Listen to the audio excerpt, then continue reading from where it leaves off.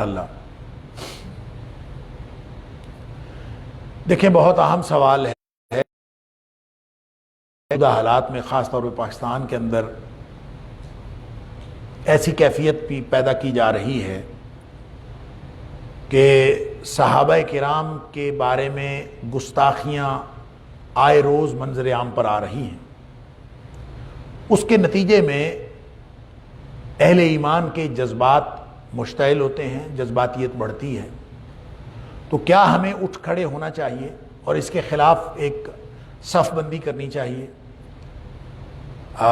ظاہر ہے کہ جب یہ جذباتیت بھڑکتی ہے تو اس سے باہمی طور پر ملک کے اندر انارکی پھیلتی ہے، فتنہ پھیلتا ہے، اور اسی جذباتیت کے نتیجے میں پھر یہ فرقہ وارانہ فسادات جو ہیں وہ جنم لیتے ہیں اور حالات مزید بگاڑ کا شکار ہوتے چلے جاتے ہیں۔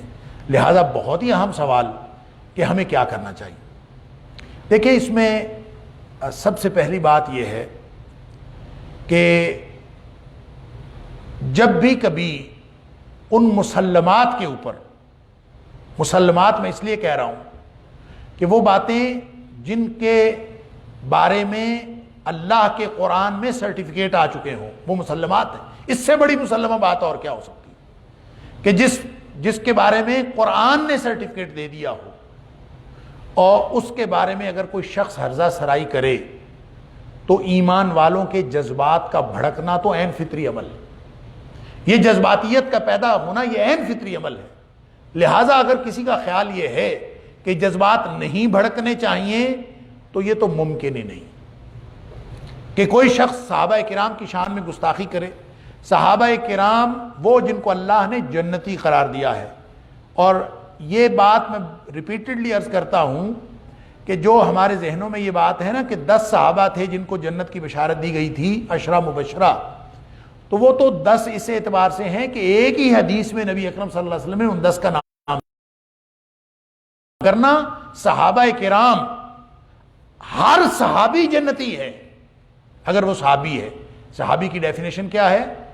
ہر وہ شخص جس نے حالت ایمان میں نبی اکرم صلی اللہ علیہ وسلم کی زیارت کی ہو، نبی اکرم صلی اللہ علیہ وسلم کو دیکھا ہو، اور حالت ایمان موت ہوا ہو، موت تک وہ حالت ایمان پہ رہا ہو، ان کے ایسے صحابہ کرام، ان کے بارے میں اللہ تعالیٰ نے قرآن میں گارنٹی دی ہے کہ یہ سارے جنتی ہیں اور جنت میں ہمیشہ رہیں گے۔ والسابقون الاولون من المہاجرین والانصار والذین اتبعوہم بإحسان، صرف مہاجر اور انصار نہیں، صرف سابقون الاولون نہیں، بلکہ ان کے پیچھے نیکی کے رستے پر چلنے والے سارے کے سارے۔ رضی اللہ عنہم ورضوا عنہ، ان سے اللہ راضی ہو گیا، وہ اللہ سے راضی ہو گئے۔ وَأَعَدَّ لَهُمْ جَنَّاتٍ تَجْرِي تَحْتَهَا الْأَنْهَارُ، ان کے لیے اللہ نے جنتیں تیار کی ہیں جن کے نیچے نہریں جاری ہیں، خالدین فیہا، اس کے اندر وہ ہمیشہ رہے۔ سبحان اللہ۔ تو جن کو اللہ نے جنت کی بشارت دی ہے یہ تمام کے تمام صحابہ کرام جو نیکی کے رستے پر چلیں، لہٰذا صحابہ تو سارے جنتی ہیں۔ ان جنتیوں کے بارے میں اگر کوئی زبان ہرزہ سرائی کرے تو اہل ایمان کے جذبات بھڑک اٹھنا یہ تو ایمان کا تقاضا ہے، صحابہ کرام کی محبت۔ اور جب ہم صحابہ کرام کی بات کرتے ہیں تو ایک اور بہت بڑی زیادتی اور بہت بڑا ظلم یہ کیا جاتا ہے کہ صحابہ کرام اور اہل بیت میں فرق کر لیا جاتا ہے، نعوذ باللہ من ذالک۔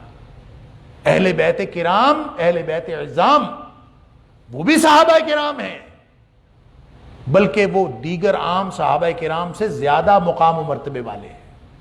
جو مقام و مرتبہ اللہ نے نبی اکرم صلی اللہ علیہ وسلم کے گھر والوں کو دیا ہے وہ کسی عام صحابی کا نہیں ہو سکتا۔ لہٰذا یہ درجہ بدرجہ ہر صحابی کا اپنا درجہ ہے۔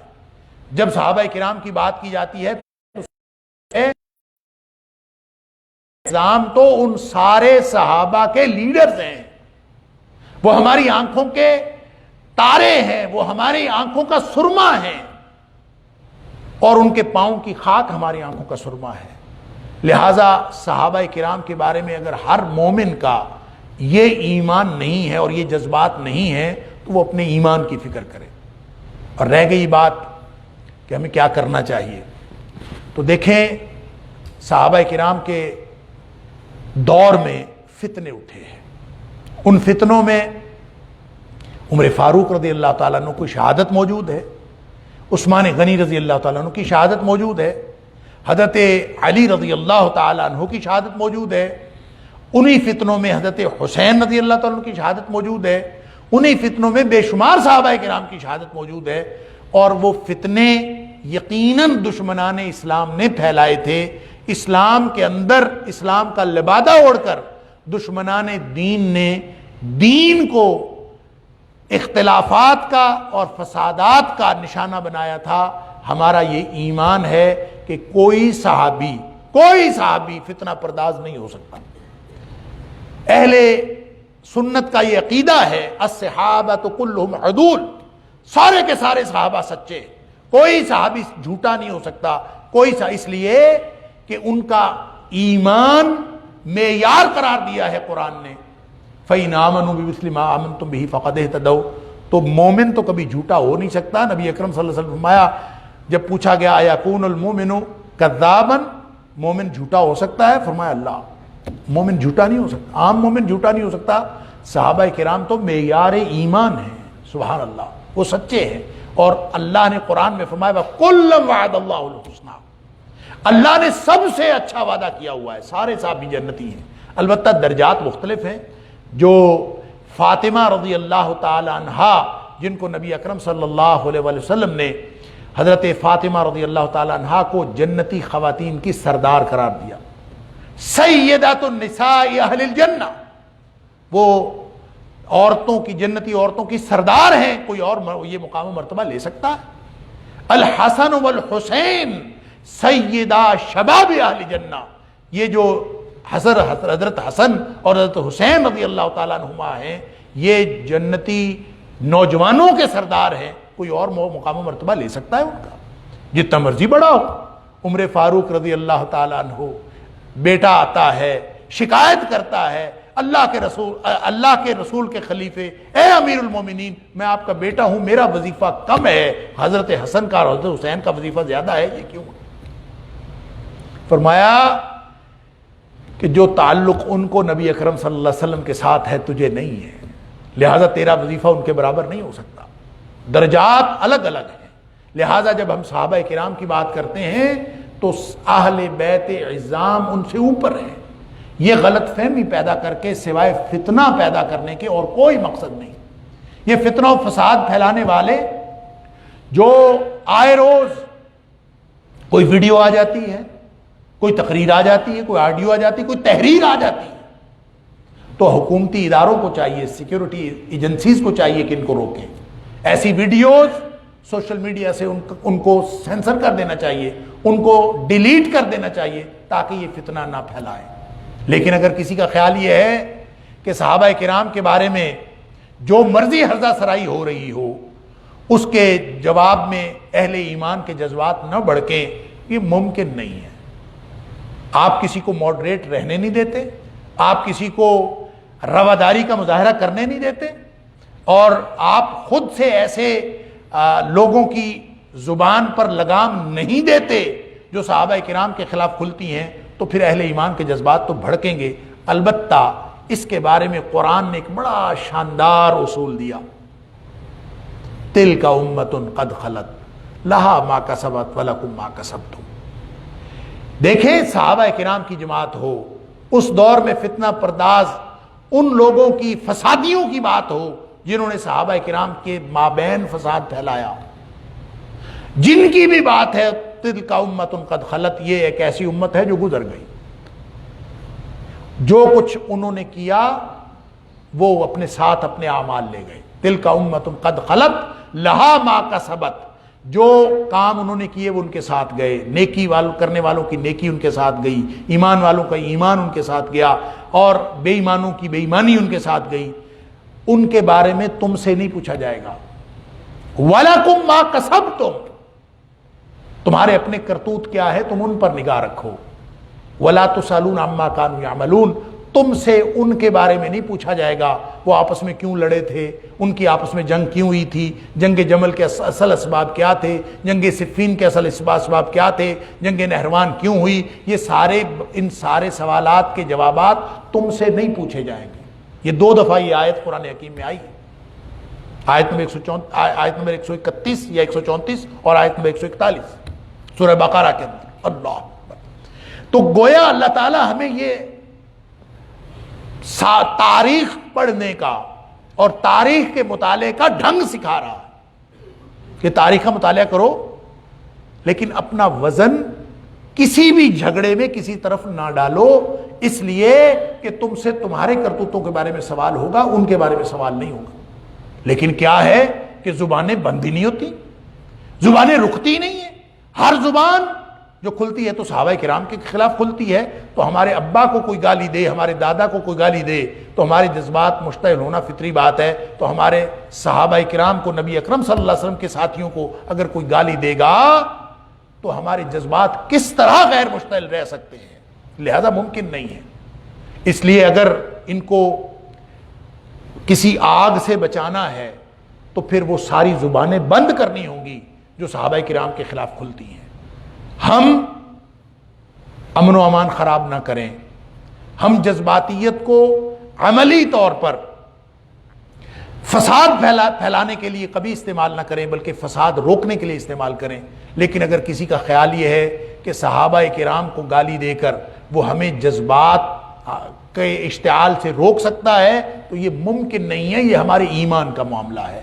پھر امن و امان جاتا ہے تو جائے، ہمارے ایمان کا تقاضا وہ نہیں جانا چاہیے۔ اس لیے جو آپ نے سوال کیا تھا کہ ہمیں کیا کرنا چاہیے، ہمیں ان فسادیوں کو بھی نگاہ میں رکھنا چاہیے، اور جہاں جہاں اس فساد کو ہم دبا سکتے ہیں ہمیں دبانا چاہیے۔ اور حکومت کو بھی چاہیے کہ جو لوگ یہ فساد پھیلا رہے ہیں، کل ہی میں ایک تحریر دیکھ رہا تھا، ایسی تحریریں، ایسی تقریریں سوشل میڈیا کے اوپر ہیں، حکومت کیوں نہیں بند کرتی ان کو؟ کیوں نہیں ان کی زبان کو گدی سے کھینچتی؟